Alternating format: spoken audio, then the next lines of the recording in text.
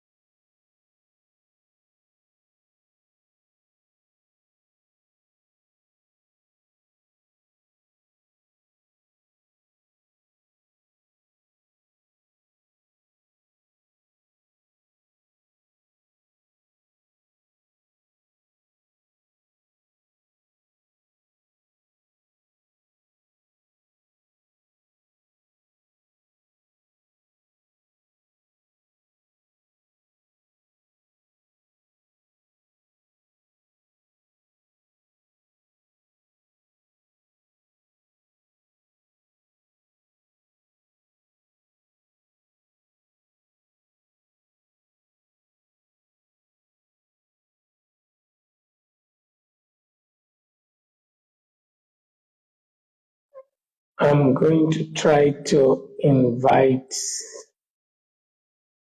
my co-host to join me. Let me see how that works.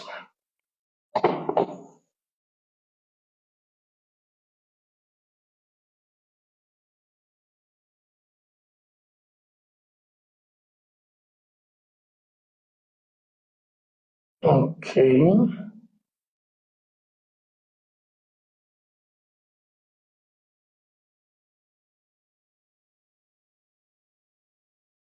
All right.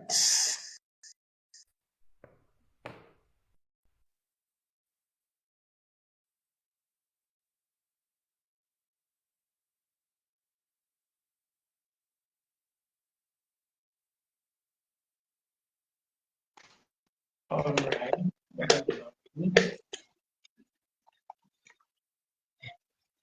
All right. That's lovely. Hello, good evening, sir. A very good evening to you. Can you hear me loud and clear? Yeah, loud and clear. Okay, but I'm not seeing your video. Is it intentional? Um, I also cannot see us. I think I can see myself, but I can't see you. I don't know whether there's something that is to be fixed, or maybe we'll get a third-party feedback on whether or not they can Okay, see. I think we need a third party feedback, right? Yeah, I think I can see Architect Noble, so I don't know if we'll be able to get a feedback from him. Okay, okay. Um, Architect Noble, can you see? Can you see? Can you see both of our pictures?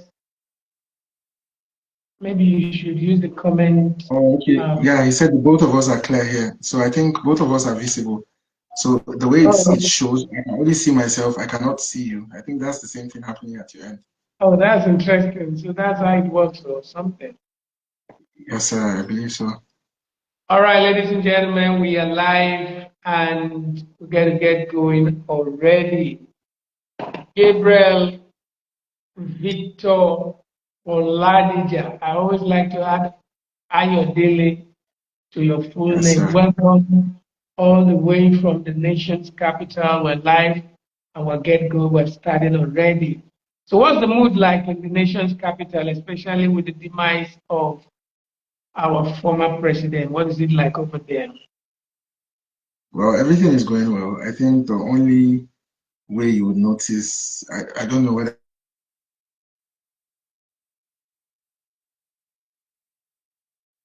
the road was quite clear this evening. Okay. That's the only thing that happened. Usually there will be hold up around my pathway, but then the road was quite clear as I was coming in. So yeah, apart from that, everything is going on normally. And then I All think we there's a can, public holiday tomorrow. That's all. okay. That's profound. Yes, All we can say is, may his gentle soul rest in perfect peace. Amen. man. All right, ladies and gentlemen, I have Victor Oladija with me, journalist, forex trader, ghostwriter, passionate about ensuring that love, relationships, and marriages thrive as the Creator intended it at the beginning. And so he's joining me tonight to have this conversation. Nike is my wife, Ronke is my life, and I don't want two wives. What should I do? So when you got that outcry from that guy, when you first saw that message, what came to your mind first? I think when I was trying to put the message out, one of the things I was talking about is the perception of multiple choices. And I think that's basically what rang in my mind the moment I saw the flyer. That I think it automatically occurred to me the moment I saw that because what will make a person to even remotely consider the possibility of letting go of a wife he already has is the perception of multiple choices. Primarily, I was talking to someone today and telling her about how that a lot of us have learned to cope with our siblings, even if they might possess more witchcraft tendencies than anybody would ever meet in life. Yeah. So somehow we've learned to cope with them, and that's because we know we cannot choose. Your siblings are your siblings. You don't have any choice. You don't have a say in who your siblings are. You can choose to have other friends who you get close to, and then you can say, man, a friend sticking closer than a brother. Or your siblings are your siblings. It's that way. So because of that, we've learned how to cope with them. It doesn't matter what they do. We somehow find a way to cope. But in the case of relationships, because of the idea of multiple choices, we do not have patience enough to find solutions. So at every point in time, we're always looking for the escape route. So at every small inconvenience, the next thing I'm thinking about is how can I get out of this? Where can I go to next? What's the next plan? What am I still doing here? Yeah, so the basic idea of considering an option, an alternative, already is a red flag because it's one thing to say, okay, this is not working, and then it has come to an end, and let's look for the next thing. But it's another thing to be in a situation that is currently ongoing, and then you're actively considering an alternative. So I think these were the thoughts that I put in my like that I was the thought processes that I was having in my head the moment I saw the flyer. I was thinking about how that this will always occur because um, we have that perception of multiple choices. So somehow we feel that we're not bound to anybody, and so we don't try to make things work.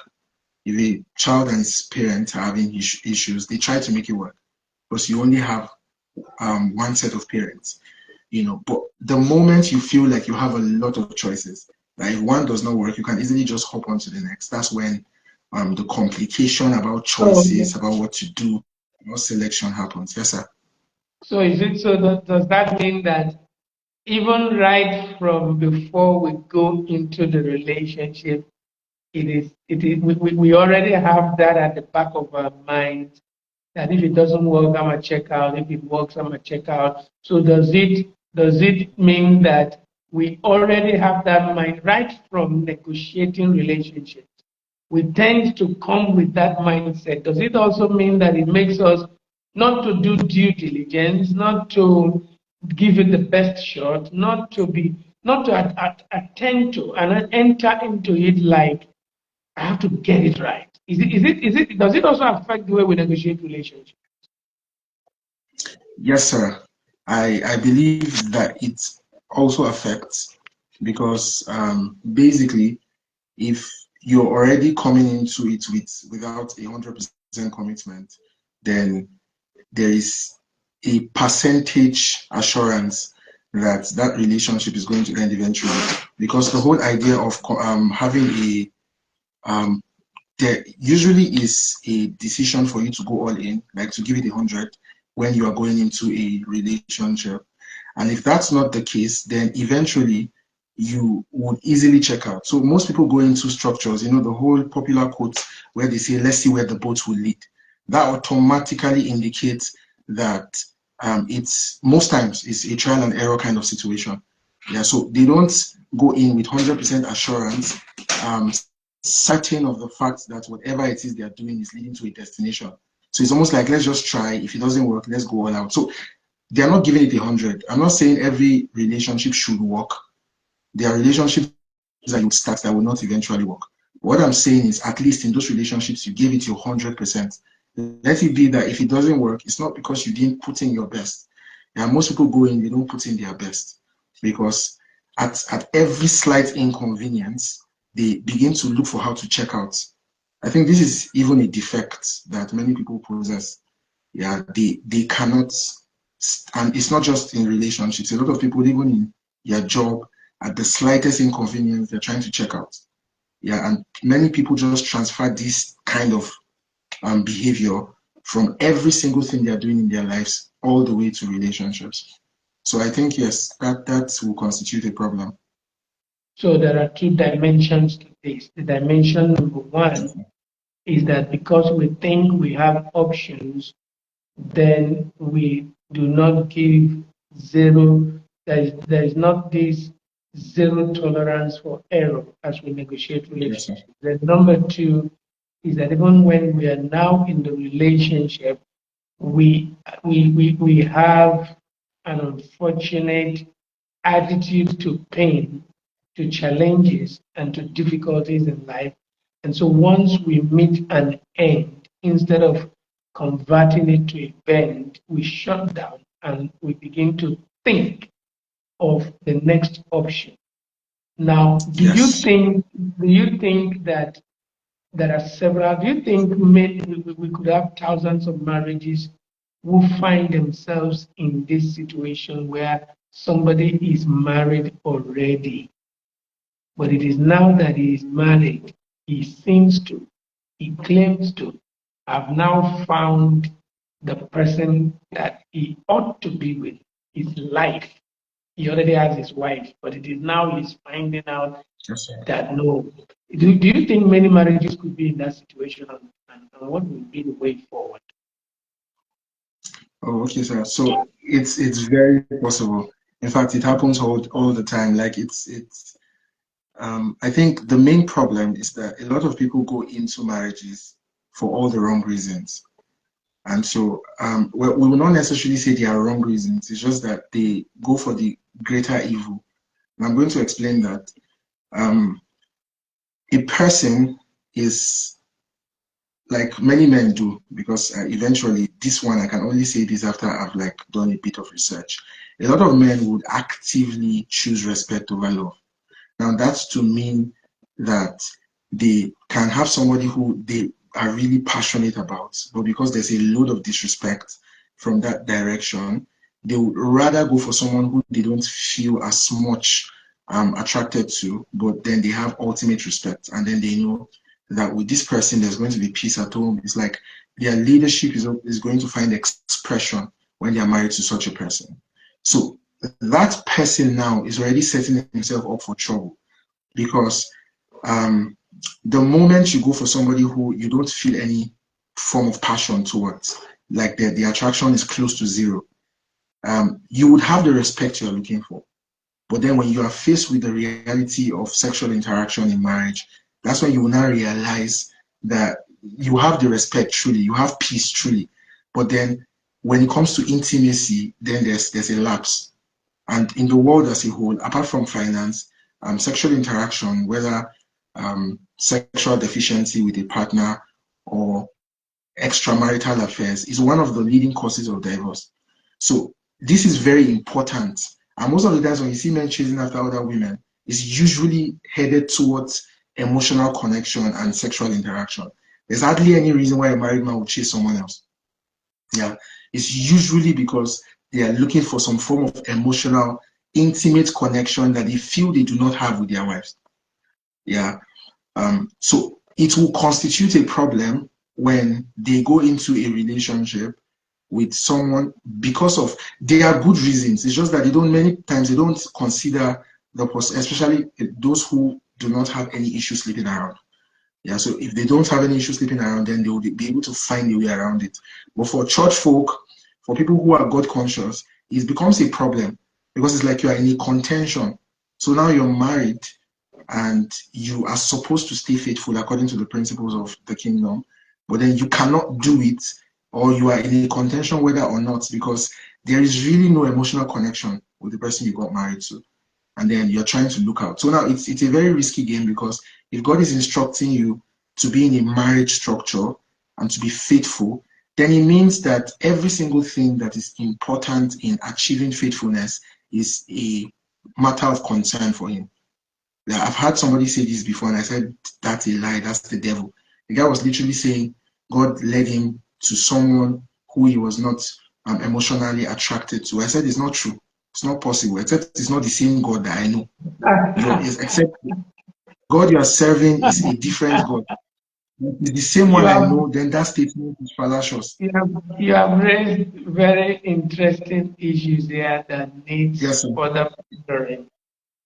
Now, you Yeah, yes, sir. said that I had to like have an extensive conversation with him and telling him that must have been the whisper of demons, because if God is telling you enter into a marriage and you are supposed to be faithful in this marriage, God is not wicked to do whatever it is. You know, some people literally feel like God will come in their dream and then call the name of the lady and say, Joy, Esther, peace. So if that's what happened, and then you now realize there's no emotional attraction, then there is a problem fundamentally, because it's almost like you are saying God sets you up for marital infidelity. And it really makes no sense, because God will not set you up to disobey his instructions.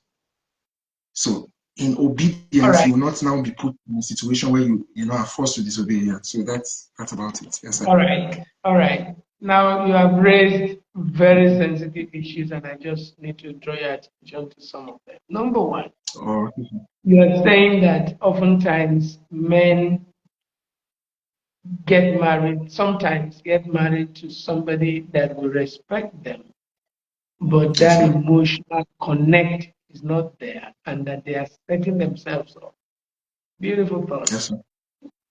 Now, we have also found situations where a man actually gets married to somebody with whom he is emotionally solidly connected.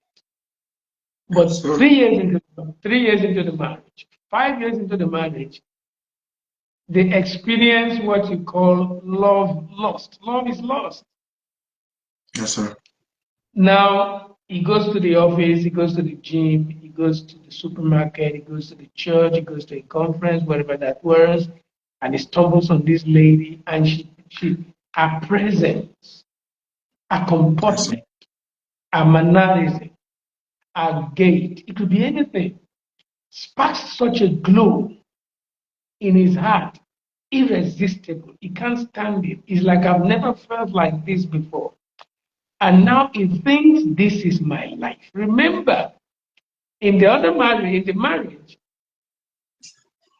there was emotional connection. Yes, But sir. right now, love is lost. And he's finding a spark with somebody else. And he's telling you, hey, that was my wife. Now this is my life. Do you think that it is always a case of because they didn't marry somebody that is emotionally connected to them? And don't we have situations where, yes, emotional connections, all the flames, all the fires, all the butterflies, and yet down Yes, the sir. line, it's gone, completely gone. And if that is Yes, the yes, case, sir. what would you do to such a person? Okay, sir. So this is a very vital point, and yes, it is very possible. It's very possible to be very attracted to a person, to be very in love, and then over time lose that connection. Yeah, and there are a lot of reasons why that can happen. I think I'm going to give a vital example, even if it is not the same situation. But there, I've given an example of siblings in the past. Like many of us, when we're growing up, we didn't necessarily like our siblings. I don't know about other people, but me growing up, to a particular degree, it's almost like at the point we're literally hating each other. Because it's like this person just keeps prognosing in my affairs, doing a lot of things. Yeah, so we started liking ourselves. We got to a point where it was like fighting every time. And then somehow maturity took over everything. Like, we were able to stay together long enough to be able to regain the spark. Yeah, to be able to notice that something was wrong and work on fixing it. So I think plus or minus, it will boil down to the perception of multiple options, like we said in the beginning. So we know there was a spark previously, now it's lost. We can't even feel that spark no more.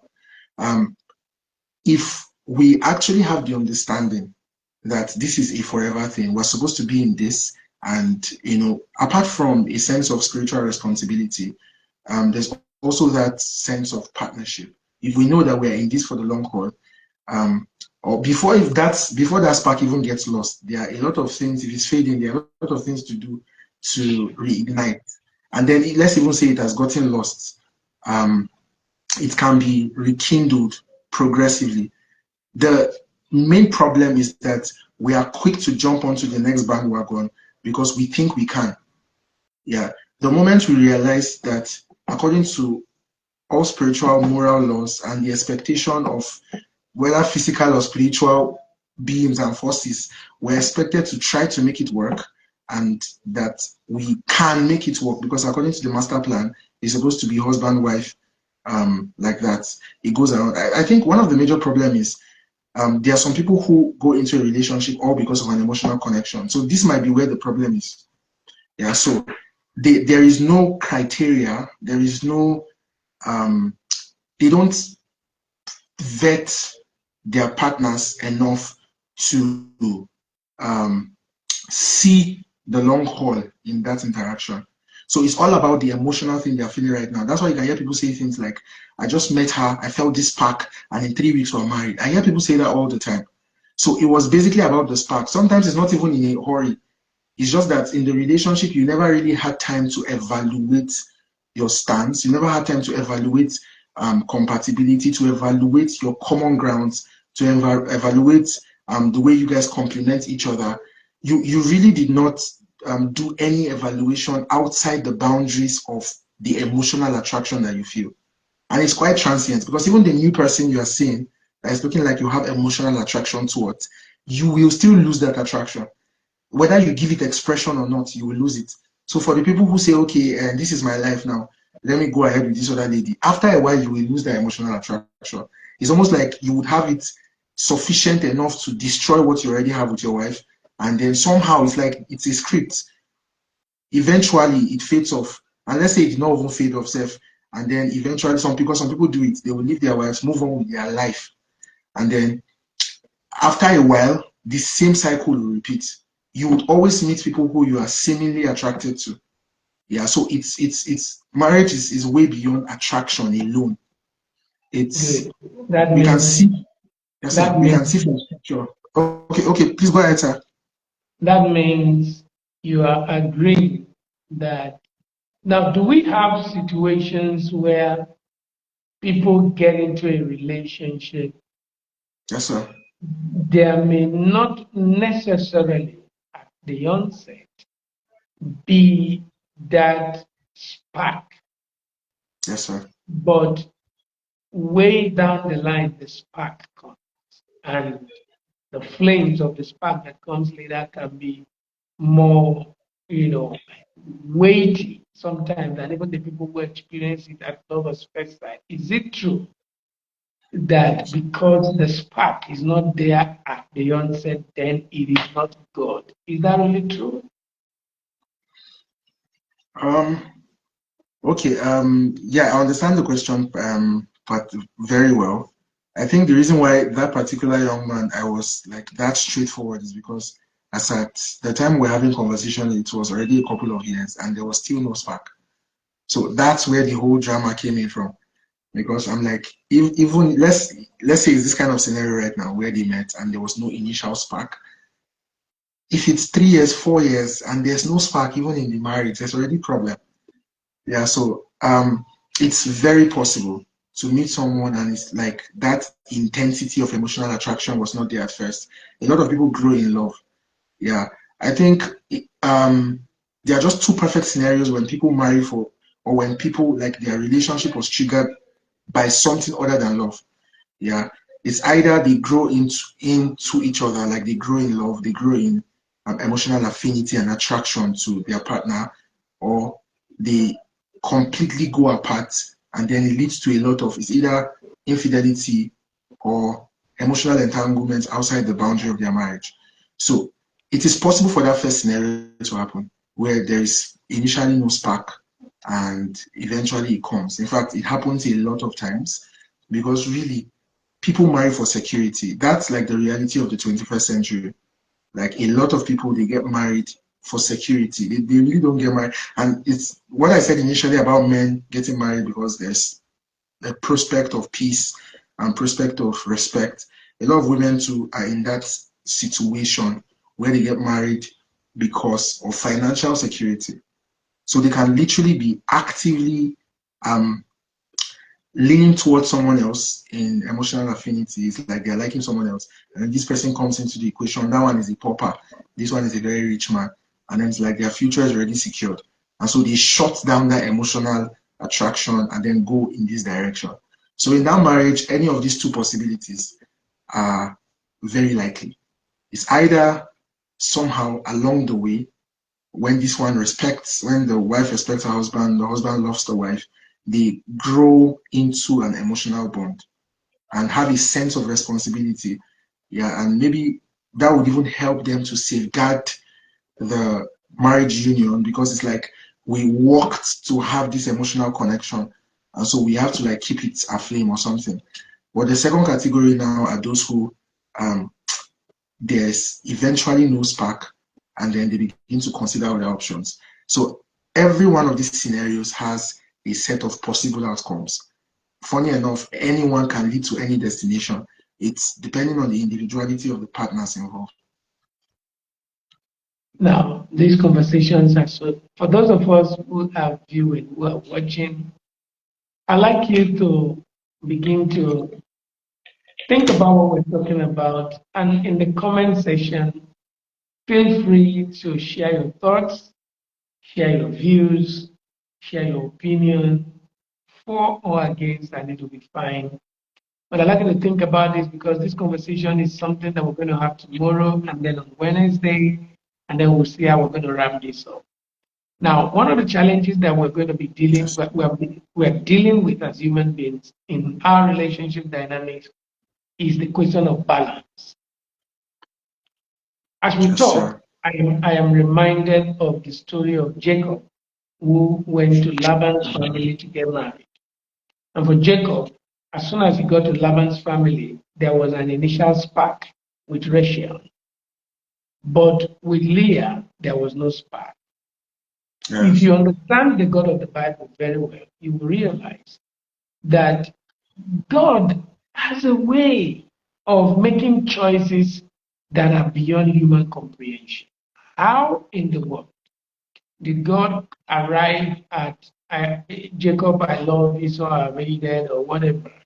Before the children were born, they were still in the womb, God, by election, not because one was superior to the other or better than the other, but by dint of election, we found a situation where um, God had chosen um, God had chosen Esau, Jacob over and above Esau. Victor, I hope it's still there because I can't find you no more. Just let me know that you're good. Now, in that situation, we also move from Esau and Jacob and we come to Ephraim and Manasseh. Their father was going to pray for them or their grandfather, and for some reasons, even though he was blind, he crossed his hands again and preferred the younger to the older. Amazing. Then now we come to Jacob, Rachel, and Leah. Through the father Laban, there was an exchange. And what happened was that we find that in the exchange, Leah has been given to Jacob. But Jacob had no spark with Leah. The spark was with Rachel, and he insisted. When 7 extra years, is it possible that in the divine scheme of things, Leah was preferred, Leah was God's choice, and God took it to the next level in confirming that Leah was his choice?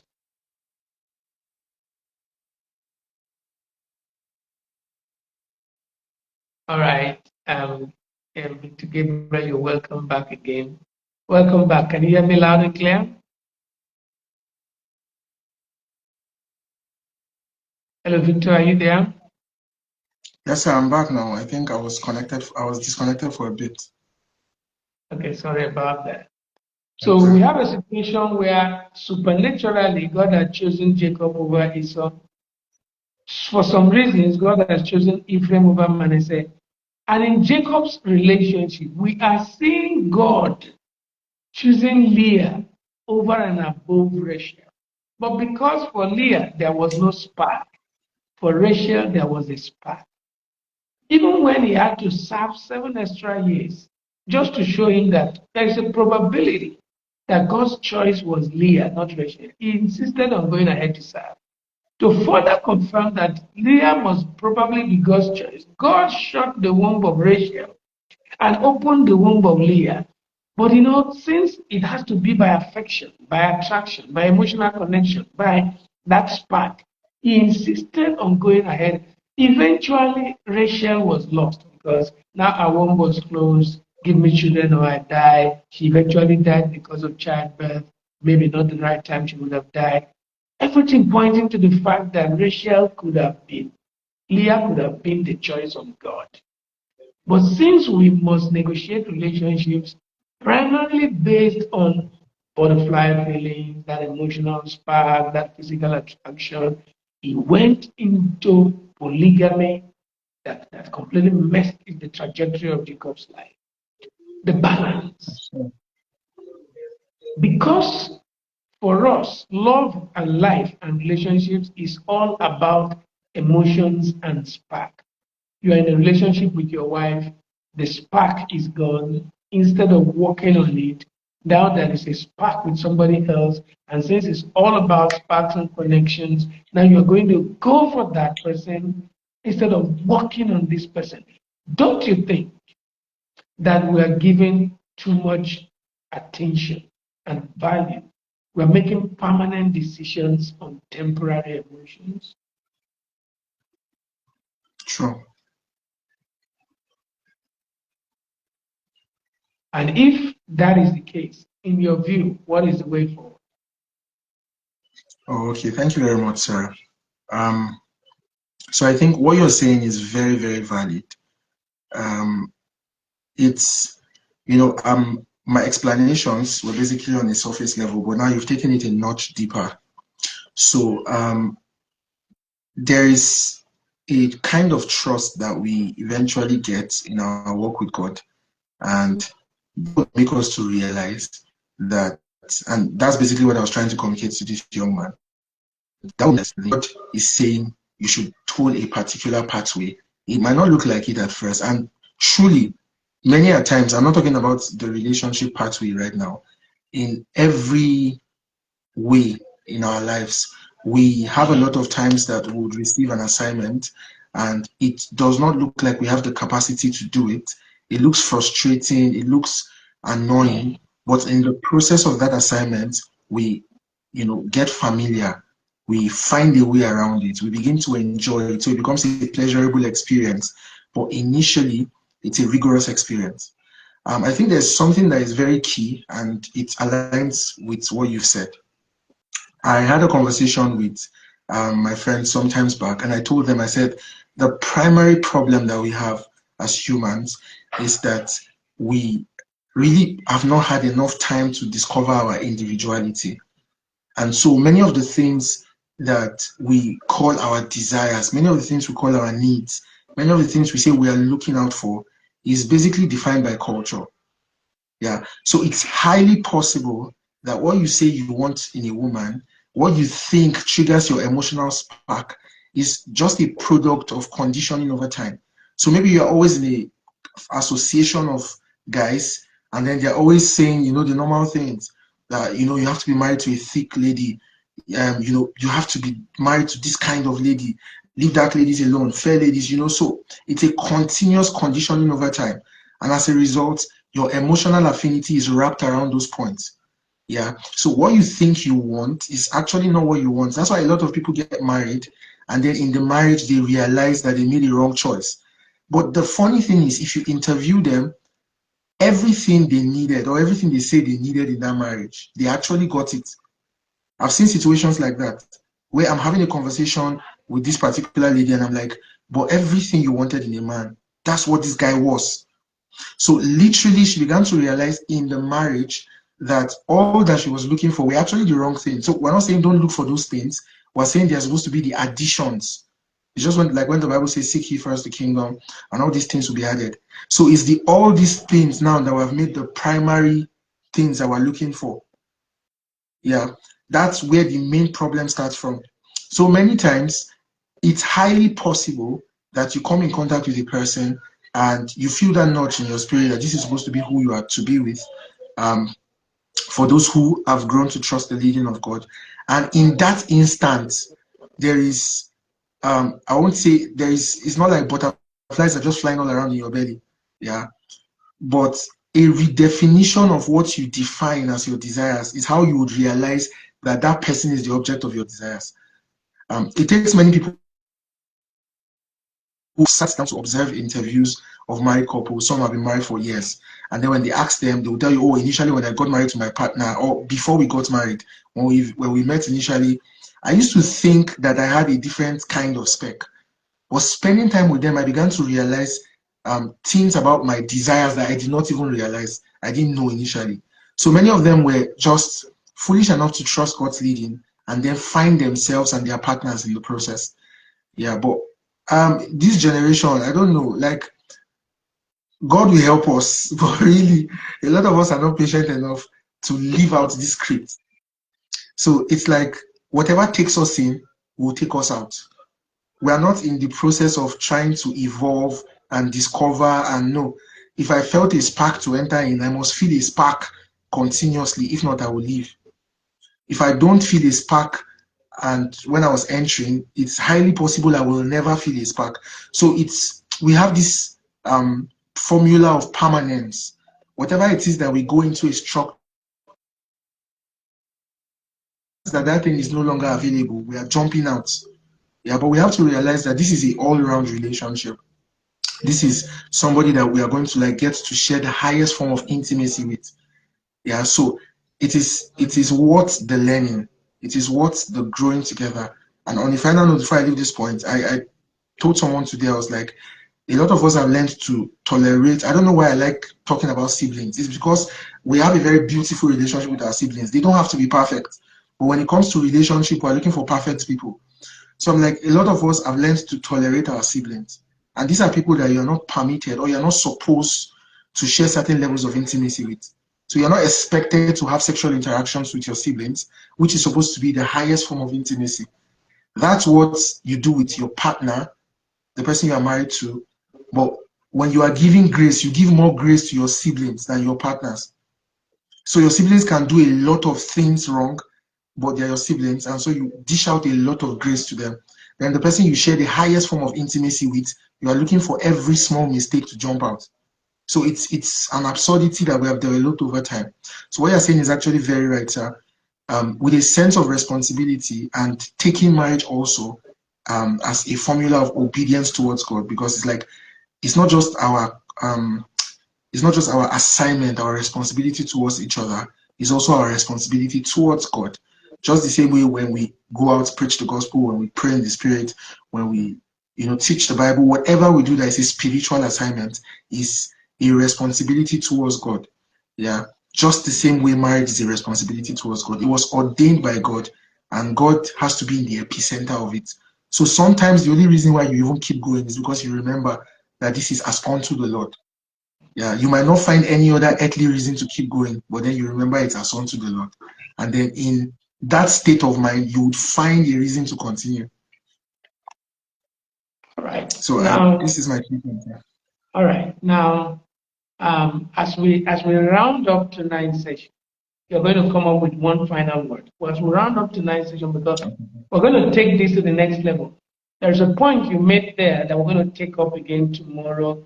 You talked about people having identity issues in terms of knowing who they are, knowing what they want. We're going to talk about, we're going to delve into that tomorrow. One of the things you have said today that is so key is the fact that a lot of the times, the people who claim that Nika is my wife, Yes, sir. Ronke is my life, when they get rid of Nika and eventually get married to Ronke, it's a question of time. Yes, sir. Ronke will later become their wife, and Sade will soon become their life. They've not identified the real problem, Yes, sir. address the real problem. And so it's going to become a permanent circle. It is the reason why in the Love Life Institute we created what we call the Love Challenge, because for us, the Love Challenge was created to compel couples to fight for their love. The reason is because love is worth fighting for. You don't Yeah. abandon your love because you seem to, in quote, have found another love. At the end of the day, these things you are finding that you are calling love are not even really love, because when you find love, you are not going to give up on love. You're going to stick to love, you're going to fight for love, and you're going to want to make sure that that thing you felt at one time for this person, you want to commit to it, stick to it, and make sure that you fight. I want to believe that some of the thoughts we've shared today must have benefited one person or the other. But let's take your final thoughts, at least for today, before we wrap it up. Oh, okay, sir. Yes. So on a final note tonight, I would like to say that it's literally a very long. That's marriage is a very long journey, and so it's. I think if one of the first things that I'm always very particular about in the short periods of time that I've been able to counsel one or two people, especially in relationships, because of certain issues, we would always have lengthened conversation. And one thing I always say to them all the time is that marriage is a very long and evolutionary journey. So it's like a journey that has to do with several phases of transitions.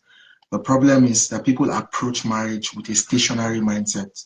So you get into marriage with in a fixed scenario, and then you expect it to be like that forever. You don't understand that both of you are growing. Even in your personal life, you don't maintain the same structure for a period. After a while, you have to evolve. You change your clothes, you change a lot of things about you change over time.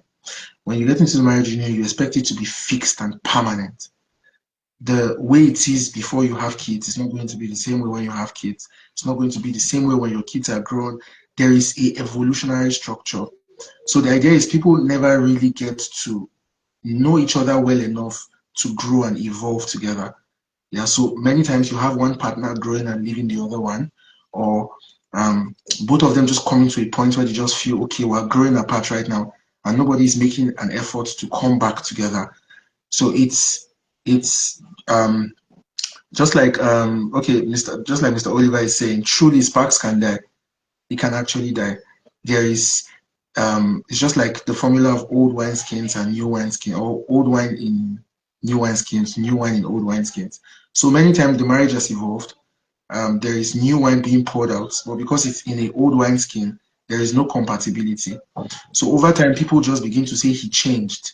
I don't understand my partner again. This one, that one, because there is no intentional effort to grow and evolve. Yeah. I think summarily, what will help us is having a sense of responsibility. Yeah. So we know that this is not going to work magically. I'm not just staying and expecting things to happen. Maybe I'm expecting my partner to do this or do that. I know that this is a job. Yeah, this is a structure that must work. Everybody has their responsibility, and responsibility in the sense that it is service towards God and service to your partner. So at every point in time, we're trying to see what we can do better. We're evaluating. We're trying to understand the loopholes. We're trying to see what are the ways we can, add, subtract, that kind of thing.